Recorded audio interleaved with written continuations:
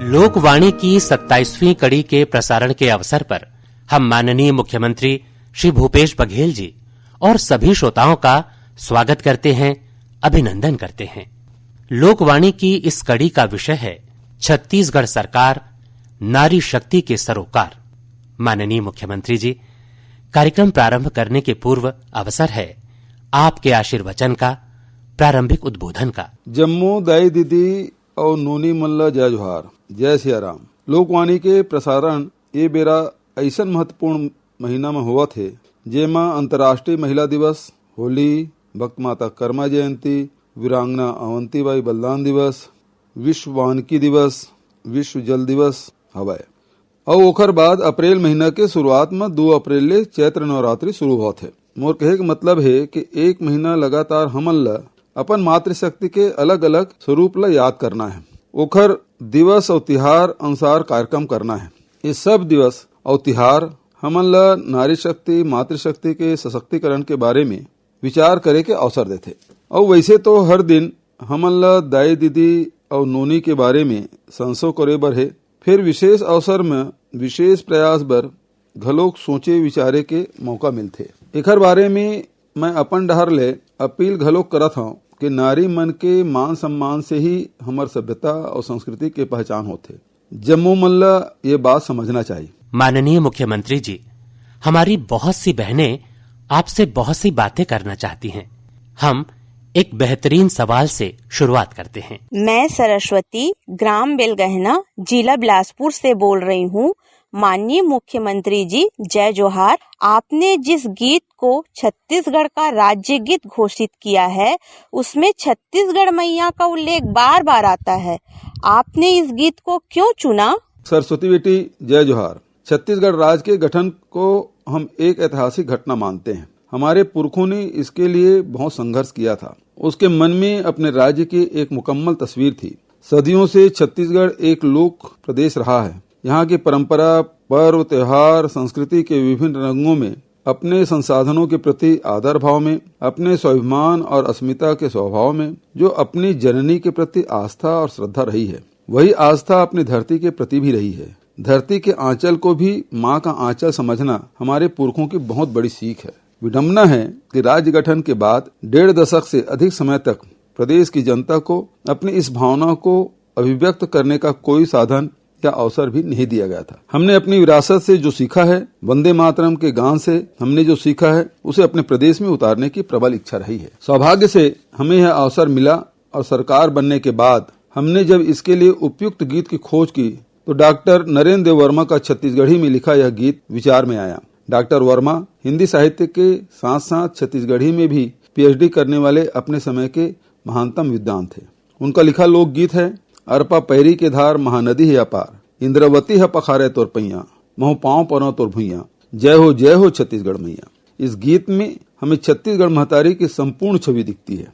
हम इसी मातृभाव के साथ छत्तीसगढ़ की सेवा करना चाहते हैं, इसलिए इस गीत को छत्तीसगढ़ का राज्य गीत बनाया गया है। मोर नाम विद्या मार्कंडे है। मैं ग्राम तुता, तहसील अभनपुर, रायपुर में रहता हूँ। माननीय मुख्यमंत्री जी, आप मन हरेली, तीजा भक्त माता कर्मा जयंती, छठ पूजा, छेरछेरा पुन्नी जैसे 6 त्योहार में सार्वजनिक के घोषणा करे का एकर पीछे कहूँ न कहूँ हमार नारी सम्मान रही से या परंपरागत त्योहार के कारण ये अवकाश करे है। विद्या बहन नमस्कार। देखिए, मेरे पूरे व्यक्तित्व का विकास गांव में हुआ। गांव में जब कोई त्योहार मनाते हैं, पहले माँ, बहन, भांजी आदि के पैर छूते हैं। एक तरह से हमारे परंपरा और संस्कृति की प्रारंभिक शिक्षा है। हमने बचपन में देखा कि त्योहार बार के समय महिलाएं घर के काम में इतना ज्यादा व्यस्त हो जाती हैं कि वे इस अवसर का आनंद भी ठीक से नहीं ले पाती। यदि पति, बेटा, बेटी, बहू जैसे परिवार का कोई सदस्य सरकारी नौकरी में हो तो अवकाश नहीं होने के कारण वे अपने गांव नहीं जा पाते और परिवार के सदस्यों के साथ त्योहार भी नहीं मना पाते। भागम भाग की जिंदगी में अपनी परंपरा और संस्कृति से लोगों का ध्यान हट रहा था। शासन प्रशासन के स्तर पर भी छत्तीसगढ़ी पर्व त्योहारों के प्रति संवेदनशीलता कम हो रही थी। मुझे लगता है कि यदि हम अपनी परंपरा और संस्कृति से कट गए तो हमारी अस्मिता का तत्व भी कमजोर पड़ जाएगा। यह एक स्थायी नुकसान हो जाता जिसे रोकना बहुत जरूरी था। हमारे त्योहारों में मातृशक्ति की प्रधानता है, चाहे हरेली हो, चाहे भक्त माता कर्मा जयंती हो, चाहे तीजा हो या फिर छिरछिरा पुन्नी। माता कौशल्या भगवान राम की माता है तो हमारी छत्तीसगढ़ की बेटी भी है। मुझे इस बात का बेहद संतोष है कि हमने चंदखुरी में माता कौशल्या के प्राचीन मंदिर परिसर का जीर्णोद्धार और सौंदर्यीकरण किया है। माँ की महिमा का प्रसार करने और इसके माध्यम से हम अपनी नई पीढ़ी को यह संदेश देने में सफल हुए हैं कि धरती, प्रकृति, परंपरा और नारी का सम्मान करो। नारी का सम्मान करने वाला समाज ही संस्कारी समाज होता है और अगर संस्कार के साथ जीवन जिया जाए तभी रिश्ते मजबूत होते हैं। रिश्तों की पवित्रता से ही यह संसार चलता है, नैतिकता चलती है और आदर्श जीवन मूल्य नई पीढ़ियों को मिलते हैं। इन बहुत सारी बातों को सोचकर तथा नई पीढ़ी को अपनी परंपरा, संस्कृति और अस्मिता की मजबूत बुनियाद देकर ही हम नवा छत्तीसगढ़ गढ़ना चाहते हैं। इस बुनियाद को अगर मैं एक शब्द में कहना चाहूँ तो मैं कहूँगा ये छत्तीसगढ़ियत है। छत्तीसगढ़ियत यानी हमारी अस्मिता, हमारे संस्कार, हमारी संस्कृति, हमारी पहचान और कुल मिलाकर हमारी सबसे बड़ी ताकत। माननीय मुख्यमंत्री जी, महिलाओं को पुरुषों के समान बराबरी के अधिकार देने के बारे में तो बहुत सी बातें किताबों में लिखी हैं। हमारा संविधान भी कहता है कि बराबरी होनी चाहिए, लेकिन हकीकत के बारे में हमेशा महिलाओं के कुछ सवाल होते हैं। आइए सुनते हैं कुछ सवाल। माननीय मुख्यमंत्री जी नमस्ते, मैं पूर्णिमा विश्वकर्मा बोडला जिला कबीरधाम से बोल रही हूँ। हम जानना चाहते हैं कि लैंगिक समानता के मामले में हमारे छत्तीसगढ़ की क्या स्थिति है और आपकी सरकार ने ऐसे कौन कौन से प्रयास किए हैं कि हम महिलाओं को समानता के अधिकार मिले। धन्यवाद पूर्णिमा बहन, बहुत अच्छा सवाल किया आपने। सबसे पहले हमें इस बात पर गर्व है कि महात्मा गांधी, पंडित जवाहरलाल नेहरू, बाबा साहब अम्बेडकर जैसे हमारे पुरखों की वजह से हमें ऐसा संविधान मिला है जिसमें महिलाओं को बराबरी का दर्जा दिया गया है। अब सवाल उठता है कि राज्य सरकार ऐसी क्या व्यवस्था कर सकती है जिससे संविधान पर अमल हो और संविधान की भावना का सम्मान हो। हमारे संस्कार और प्रयासों का ही नतीजा है कि छत्तीसगढ़ विधानसभा में महिलाओं का प्रतिशत देश के अन्य विधानसभाओं की तुलना में सबसे अधिक है। पंचायती राज संस्थाओं के चुनाव में भी महिलाओं के लिए 50% आरक्षण का प्रावधान है। भूमि और संपत्ति पर कानून के अनुसार महिलाओं को समान स्वामित्व और नियंत्रण का अधिकार है। हमने ऐसे कई नीतिगत इंतजाम किए हैं जिसमें महिलाओं को अचल संपत्ति पर अधिकार मिले। अचल संपत्ति का पंजीयन महिलाओं के नाम पर कराए जाने पर स्टाम्प शुल्क में 1% छूट देने का प्रावधान किया गया है, जिसके कारण एक वर्ष में 50,000 से अधिक पंजीयन हुए हैं और 37 करोड़ रुपए से अधिक की छूट उन्हें मिली। सरकारी पदों में भर्ती के लिए 30% आरक्षण की सुविधा महिलाओं को दी गई है। सरकारी सेवाओं में महिलाओं के अधिकार सुरक्षित रहे, इसके लिए भर्ती, पदोन्नति, दस्तावेजों की छानबीन के लिए बनाई गई समितियों में एक महिला प्रतिनिधि को रखना हमने अनिवार्य किया है। महिला छात्रावास तथा आश्रमों में महिला होमगार्ड के 2200 नए पदों का सृजन किया गया। प्रदेश के 370 थानों में महिला हेल्प डेस्क संचालित किए जा रहे हैं। महिला हेल्पलाइन 181 का संचालन किया जा रहा है। प्रदेश के किसी भी कोने से इस टोल फ्री नंबर 181 पर फोन करके कोई भी महिला सहायता प्राप्त कर सकती है। मैं चाहूंगा कि हमारी बहनें इस 181 नंबर को याद रखें और कोई भी तकलीफ होने पर इसकी मदद लें। अब हम प्रत्येक जिले में महिला सुरक्षा प्रकोष्ठ का गठन करने जा रहे हैं ताकि हमारी माताओं बहनों को पूर्ण सुरक्षा का वातावरण मिले। जिला खनिज न्यास निधि बोर्ड में ग्राम सभा सदस्य के रूप में 50% महिलाओं की भागीदारी सुनिश्चित की गई है। प्रत्येक जिले में महिलाओं के लिए अपना महाविद्यालय हो, इसके लिए हमने 9 जिलों में नए महाविद्यालय शुरू किए हैं। हमारे प्रयासों से सरकारी महाविद्यालयों में बेटियों की संख्या बेटों से 1.5 गुना हो गई है। इसके कारण कॉलेजों का सकल नामांकन अनुपात भी 3.5% बढ़कर 18.6% हो गया है। इसका मतलब है कि पहले 1 लाख युवाओं में मात्र 3,500 युवा कॉलेजों में दाखिला लेते थे, लेकिन अब 1 लाख में से 18,600 युवा कॉलेज में दाखिला लेते हैं। छत्तीसगढ़ के इन अभूतपूर्व प्रयासों को नीति आयोग ने भी सराहा है और वर्ष 2020-21 के इंडिया इंडेक्स रिपोर्ट में लैंगिक समानता के लिए छत्तीसगढ़ को प्रथम स्थान प्राप्त हुआ है। माननीय मुख्यमंत्री जी, महिलाओं की सुरक्षा में उनके स्वावलंबन की सबसे बड़ी भूमिका होती है। इसमें दो राय नहीं है कि छत्तीसगढ़ की महिलाओं में जागरूकता लगातार बढ़ रही है, लेकिन इसमें सरकार की भूमिका को लेकर हमारी बहनों ने अपने विचार रखे हैं। आइए सुनते हैं। माननीय मुख्यमंत्री जी, मैं साफिया ग्राम राता विकास खंड लुंडरा जिला सरगुजा से बोल रही हूँ। आपने महिला स्वयं सहायता समूहों को बकाया ऋण माफ करने पर घोषणा की थी। क्या इतने में ही महिलाओं को आर्थिक सुरक्षा और स्वावलंबन का लक्ष्य मिल जाएगा या इसके लिए आप और भी कोई नया कदम उठा रहे हैं? साफिया बिटिया, धन्यवाद। आपने बहुत अच्छा सवाल किया है। छत्तीसगढ़ सरकार द्वारा संचालित एक संस्था है छत्तीसगढ़ महिला कोष। इस संस्था द्वारा स्व सहायता समूहों को ऋण देने का प्रावधान है। इस संस्था के माध्यम से लगभग 39,000 समूहों को 9,500 करोड़ रुपए से अधिक के ऋण दिए जा चुके हैं।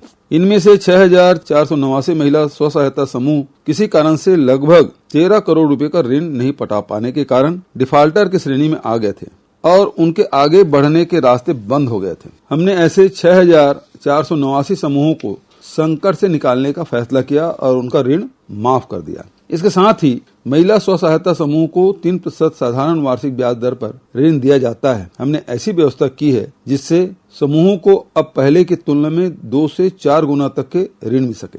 सक्षम योजना में ब्याज दर 6.5% थी, जिसे हमने घटाकर 3% कर दिया है। वहीं ऋण लेने की पात्रता भी दुगुनी कर दी है। इस तरह महिलाओं को अपने व्यवसाय के लिए अधिक आर्थिक सहायता देने के इंतजाम हमने किए हैं। अन्य योजनाओं में भी महिलाओं को पुरुष की तुलना में अधिक सुविधाएं दी जा रही है। माननीय मुख्यमंत्री जी, मैं शैलेंद्री वर्मा ग्राम चेटवा जिला दुर्ग से बोल रही हूँ। मैं जानना चाहती हूँ कि ऐसी कौन कौन सी परियोजनाएं प्रदेश में संचालित की जा रही हैं जिससे हम कमजोर आर्थिक स्थिति वाली महिलाएं कुछ काम काज कर सके और अपने परिवार की आवश्यकताएं पूरी कर सके।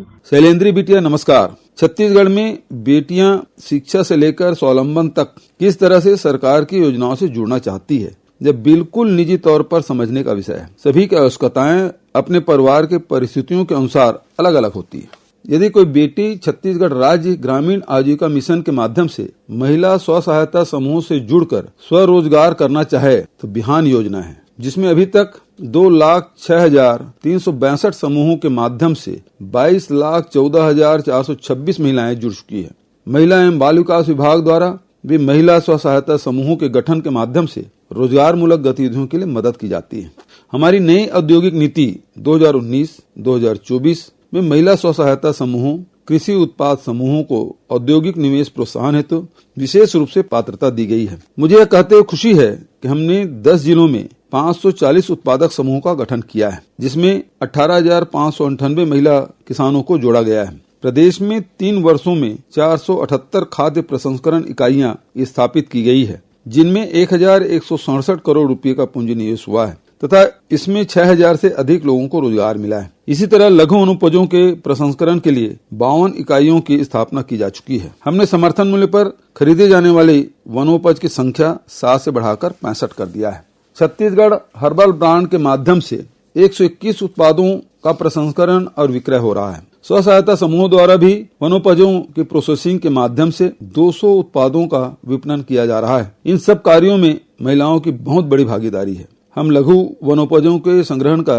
पारिश्रमिक समर्थन मूल्य पर खरीदी के अलावा विक्रय का लाभांश भी संग्राहकों और स्व सहायता समूह को दे रहे हैं। इस भागीदारी को और आगे बढ़ाने के लिए हम सी मार्ट की स्थापना हर शहर में कर रहे हैं। प्रदेश में अभी तक 8,048 गौठान स्थापित किए जा चुके हैं। गौठानों के माध्यम से हमने आजीविका के लिए जो प्रयास किए हैं, उसमें 9,331 महिला स्व सहायता समूहों के माध्यम से 66,000 से अधिक महिलाओं को जोड़ा गया है। इन समूहों ने 65 करोड़ रुपए से अधिक का कारोबार बहुत ही अल्प समय में कर लिया है। गोधन न्याय योजना के तहत भी 45% से अधिक महिलाएं सीधे भागीदार बनी हैं। गाँव में घर घर बैंकिंग सेवाएं पहुंचाने के लिए लगभग 4,000 बीसी सखियों को जोड़ा गया है। मुझे यह कहते खुशी है, इन बीसी सखियों ने 455 करोड़ रुपए का लेन देन किया है। महात्मा गांधी नरेगा योजना के अंतर्गत हमने एक वर्ष में 18 करोड़ 41 लाख मानव दिवस रोजगार देकर 100% लक्ष्य की पूर्ति की है, जिसमें 50% रोजगार महिलाओं को मिला है। छत्तीसगढ़ राज्य में हमने महिलाओं को बेहतर काम के अवसर भी दिए हैं, जिसमें वे सुपरवाइजरी का काम भी कर रही हैं, जिन्हें महिला मेट या इंजीनियर दीदी के नाम से पहचाना जा रहा है। इस तरह नौकरी के अलावा अन्य तरह के रोजगार और स्वरोजगार के दरवाजे महिलाओं के लिए खोले गए हैं। माननीय मुख्यमंत्री जी, मैं रिया सिद्धार्थ चक्रधर नगर बंगलापारा रायगढ़ जिला रायगढ़ से बोल रही हूँ। मैं स्कूल के बाद कॉलेज और पोस्ट ग्रेजुएट तक पढ़ाई करना चाहती हूँ। इस काम में सरकार मेरी क्या मदद करेगी, यह बताने की कृपा करें। बिटिया नमस्कार। आपने यह नहीं बताया कि अभी आप किस कक्षा में पढ़ रही हैं। यदि आप स्कूल में हैं तो हमारे स्वामी आत्मानंद उत्कृष्ट अंग्रेजी माध्यम स्कूल से जुड़ सकती हैं। हमने प्रदेश में ऐसे 171 स्कूल शुरू कर दिए हैं जो सरकारी स्कूल होने के बावजूद अच्छे से अच्छे निजी स्कूल को टक्कर दे रहे हैं। इन स्कूलों में प्रवेश और पढ़ाई निःशुल्क है। पढ़ाई के साथ ऐसी बहुत सी गतिविधियां हैं जिनसे आपके व्यक्तित्व और प्रतिभाओं में निखार आ जाएगा। इस योजना के तहत नए शिक्षा सत्र से हिंदी माध्यम के विद्यालय भी खोले जा रहे हैं। जहां तक पोस्ट ग्रेजुएट तक पढ़ने का सवाल है तो मैं बताना चाहता हूं कि छत्तीसगढ़ में बेटियों के लिए पोस्ट ग्रेजुएट तक निःशुल्क शिक्षा की व्यवस्था की गई है। इसके अलावा सरकारी नौकरी में बेटियों के लिए 30% पद आरक्षित हैं। यदि आप अनुसूचित क्षेत्र में रहते हैं तो वहां जिला काडर के लिए योग्यताएं शिथिल की गई है। अब तो हमने कनिष्ठ सेवा चयन बोर्ड गठित कर दिया है जो 14 जिलों में स्थानीय लोगों की भर्ती सुनिश्चित कर रहा है। मैं कहना चाहता हूं कि शिक्षा से रोजगार तक, गांव से शहरों तक, सरकारी नौकरी से लेकर स्वरोजगार तक हर जगह हमने बेटियों की तरक्की के रास्ते खोल दिए हैं। आप अपनी परिस्थिति के अनुसार पहला कदम बढ़ा सकती हैं और आगे चलकर मनचाही उपलब्धि भी हासिल कर सकती हैं। मेरा मानना है कि हमारी बस्तर की बेटी जब देश और दुनिया की सबसे ऊंची पर्वत चोटी को फतह कर सकती हैं। हमारी बेटियां विभिन्न खेलों में अपने प्रदर्शन के दम पर भारतीय टीम में शामिल हुई हैं। हमारी बेटियों ने अपनी टीमों में कप्तानी का अवसर भी पाया है। हमारी बेटियां IAS, IPS जैसी बड़ी परीक्षाओं में पास होकर प्रशासन की जिम्मेदारी संभाल रही हैं। मेरा मानना है कि बेटियों के लिए किसी भी चुनौती का सामना करना कोई बड़ी बात नहीं है। हम रोज एक नई खुशखबरी सुनते हैं कि बेटियों ने कौन सी नई सफलता हासिल की है। तो मैं कहना चाहता हूं कि छत्तीसगढ़ की बेटियां अब बड़े लक्ष्य लेकर निकल पड़ी हैं। अब आपको आगे बढ़ने से कोई रोक नहीं सकता। माननीय मुख्यमंत्री जी, आपको महतारी शब्द बहुत प्रिय है। यही वजह है कि प्रदेश में महतारी के नाम से कई योजनाएं संचालित की जा रही हैं जो बेटियों को किसी भी संकट से उबारने, उनका आत्मविश्वास जगाने और जरूरत पड़ने पर उनका अभिभावक बनने का काम करती हैं। इनमें एक महतारी दुलार योजना भी है। ऐसी योजनाओं से जिन लोगों को संबल मिला है, आइए सुनते हैं उनके विचार। माननीय मुख्यमंत्री जी, मैं सुशीला जिला सुकमा से बोल रही हूँ। मुझे महतारी जतन योजना के माध्यम से पोषण आहार मिल रहा है। गर्भावस्था के दौरान हमें बेहतर भोजन और बेहतर पोषण की जरूरत होती है। आपके इस दिशा में ध्यान दिया, यह बहुत ही अच्छी बात है। इसके लिए आपका बहुत बहुत शुक्रिया। धन्यवाद बेटियों, आप सबको नमस्कार और धन्यवाद। कोरोना महामारी के दौरान बहुत हृदय विदारक प्रसंग सामने आ रहे थे। कई परिवारों में माता पिता के न रहने से बच्चों को लेकर बहुत चिंताजनक स्थिति उत्पन्न हो गई थी। तब हमने यह निर्णय लिया, ऐसे बच्चों को पढ़ाने की जिम्मेदारी हमारी सरकार उठाएगी। इस तरह हमने कोरोना के कारण माता पिता को खोने वाले बच्चों की निःशुल्क शिक्षा के साथ उन्हें निःशुल्क कोचिंग और 500 से 1000 रुपए तक मासिक छात्रवृत्ति देने का निर्णय लिया। महतारी जतन योजना के माध्यम से 1,71,000 गर्भवती बहनों को गर्म भोजन तथा ready to eat take home ration दिया जा रहा है। कोरोना के समय में भी हमने आंगनबाड़ी केंद्र के हितग्राहियों को रेडी टू ईट फूड दिया। जैसे ही कोरोना का प्रकोप थोड़ा कम हुआ, 5 जनवरी 2022 से प्रदेश के 51,415 आंगनबाड़ी केंद्रों से गर्म भोजन देने की व्यवस्था प्रारंभ कर दी गई है। कौशल्या मातृत्व योजना हमारे प्रदेश की अभिनव योजना है। पूर्व में प्रथम बेटी के जन्म पर प्रोत्साहन राशि देने का प्रावधान था, लेकिन दूसरी बेटी होने पर कोई आर्थिक मदद नहीं की जाती थी। हमने इस कमी को पहचाना और समाधान के लिए कौशल्या मातृत्व योजना बनाई, जिसमें दूसरी बेटी के जन्म पर भी 5,000 रुपए की एक मुफ्त आर्थिक सहायता का प्रावधान है। हाल ही में हमने निर्माण कार्यों में संलग्न पंजीकृत श्रमिक परिवारों के लिए भी एक विशेष योजना शुरू की है। इस मुख्यमंत्री नवोन्मेष सशक्तिकरण सहायता योजना के तहत छत्तीसगढ़ भवन एवं अन्य सन्निर्माण कर्मकार कल्याण योजना में पंजीकृत हितग्राहियों के प्रथम 2 पुत्रियों के बैंक खातों में 20,000 रुपए की राशि का भुगतान एकमुश्त किया जाएगा। इस क्रम में मैं दाई दीदी क्लिनिक योजना का उल्लेख भी करना चाहूंगा। हमारे परिवार में महिलाएं सबका ख्याल रखती हैं। लेकिन अपने ही स्वास्थ्य का ध्यान नहीं रख पाती। इसलिए हमने चलित वाहनों में पूरे अस्पताल का सेटअप बनाकर उन्हें बसाहटों और मोहल्लों में भेजने का इंतजाम किया है। माननीय मुख्यमंत्री जी, आपने 2 अक्टूबर 2019 को प्रदेश में मुख्यमंत्री सुपोषण अभियान की शुरुआत की थी। इस अभियान के परिणाम क्या रहे और इससे हमारी बहनों को क्या सहायता मिली, इसके बारे में भी कुछ विचार आए हैं। आइए सुनते हैं। माननीय मुख्यमंत्री जी नमस्ते। मैं पूनम ग्राम खरसुरा जिला सूरजपुर ले बोलत हूँ। मैं जब गर्भवती रहन ते घनी हमार परिवार में ढेरे खुश रही। मोर नैहर ले लेके ससुराली तक सबो खुश रही और सबो झेला इंतजार रही कि कोई नवा पहुना आए वाला है। जब मोर लड़का होइस यह सुन के सब कोई बहुत मिठाई बांटी, लेकिन जब सबको पता चलिस कि मोर लड़का ढेरे कमजोर है, ऐसे में मुख्यमंत्री सुपोषण अभियान की मदद से अच्छी देखरेख, पोषण आहार और उपहार सुविधा मिलिस। आज हमार लड़का बहुत स्वस्थ और तंदुरुस्त है। हमार परिवार माननीय मुख्यमंत्री जी ला ऐसे में बहुत बहुत धन्यवाद देते हैं। जय जोहार। जब मैंने मुख्यमंत्री का पद संभाला था तो बताया गया कि वर्ष 2018 में राज्य में कुपोषण की दर 40% है। यह आंकड़ा बहुत ही भयावह था। कुपोषण का मतलब नई पीढ़ियों की कमजोर बुनियाद। इसलिए हमने मुख्यमंत्री सुपोषण अभियान की शुरुआत की। अभी NFHS के 5 आंकड़े आए हैं जो बताते हैं कि अब छत्तीसगढ़ में कुपोषण की दर 31.3% है। अर्थात लगभग 2 वर्ष में हमने कुपोषण की दर 9% तक कम करने में सफलता हासिल की। इस तरह अब छत्तीसगढ़ में कुपोषण की दर राष्ट्रीय औसत 32.1% से भी कम हो गई है। यदि हम इसी रफ्तार से काम करें तो आगामी 5 वर्षों में प्रदेश में कुपोषण की दर को इकाई में ला सकते हैं, अर्थात 10% से कम कर सकते हैं। इस अभियान के दौरान हमने यह महसूस किया कि हमारी बहनों को थोड़ा सहयोग, पोषण सामग्री और डॉक्टरी देखभाल की सुविधाएं मिल जाए तो वे अपनी और शिशु की देखभाल बहुत अच्छी तरह से कर सकती हैं। कुपोषण दर कम करने में मिली सफलता के लिए मैं सभी बहनों को साधुवाद देता हूं। इस अभियान के कारण 1,70,000 बच्चे कुपोषण से तथा 1 लाख से अधिक महिलाएं एनीमिया से बाहर आई हैं और स्वस्थ जीवन जी रही हैं। आज मैं उन सभी योजनाओं और सुविधाओं का नाम भी लेना चाहूंगा जो 27 लाख हितग्राहियों की सेवा कर रही है। आंगनबाड़ी केंद्र, मुख्यमंत्री बाल संदर्भ योजना, वजन त्योहार, नवा जतन कार्यक्रम, महतारी जतन योजना, शाला त्यागी किशोरी बालिकाओं को पोषण आहार, DMF तथा जिला स्तर पर CSR निधि आदि का सहयोग मुख्यमंत्री सुपोषण अभियान को मिल रहा है। मुख्यमंत्री हाट बाजार योजना और दाई दीदी क्लिनिक की भी बहुत मदद कुपोषित बच्चों के उपचार में मिली है। माननीय मुख्यमंत्री जी, छत्तीसगढ़ की बहुत सी बेटियों ने पिछले 3 वर्षों में अलग अलग क्षेत्रों में सफलता के झंडे गाड़े हैं।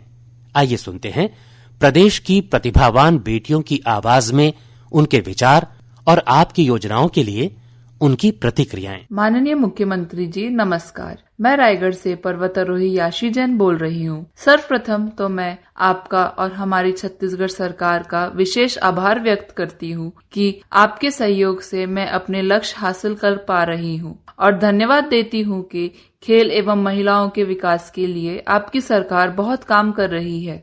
मुख्यमंत्री जी, मैं आपसे अनुरोध करती हूँ कि हमारे बस्तर को साहसिक खेलों के धानी अर्थात साहस धानी के रूप में डेवलप करें और पर्वतारोहण को खेल का दर्जा देकर रिजर्वेशन देने की कृपा करें। धन्यवाद। माननीय मुख्यमंत्री जी जय जोहार। मैं टिकेश्वरी साहू रायपुर ले आप मन से गोठियात हवो। मैं हम यू थाई और थाई बॉक्सिंग खेल के अंतर्राष्ट्रीय स्वर्ण पदक विजेता खिलाड़ी हवा। वैसे तो मैं पितृ विहीन और मोरदाई मजदूर हावे, तब हो ले मोर अंतर्राष्ट्रीय उपलब्धि में आप मन के और आप मन के सरकार के अब्बड़ योगदान हावे। मोर माननीय मुख्यमंत्री का कल निवेदन हावे कि वो हमर Chhattisgarh amateur Muay Thai association Raipur ला खेल विभाग छत्तीसगढ़ शासन से एक बार और मान्यता दिला देवे, ताकि आप मन के द्वारा बनाए गए खिलाड़ी मन के लाभ के लिए योजना ला हमर म्यूथाई खेल के जम्मो संगवारी मन उठा सके और हमर छत्तीसगढ़ महतारी के नाम राष्ट्रीय और अंतर्राष्ट्रीय स्तर में ऊंचा कर सके। माननीय मुख्यमंत्री जी सादर प्रणाम। मैं बलरामपुर के स्वामी आत्मानंद स्कूल से कक्षा 9वीं की छात्रा बोल रही हूँ। यह हमारे लिए बहुत ही खुशी की बात है कि आपके प्रयासों के कारण ही छत्तीसगढ़ में स्वामी आत्मानंद अंग्रेजी माध्यम विद्यालय की शुरुआत हो पाई है।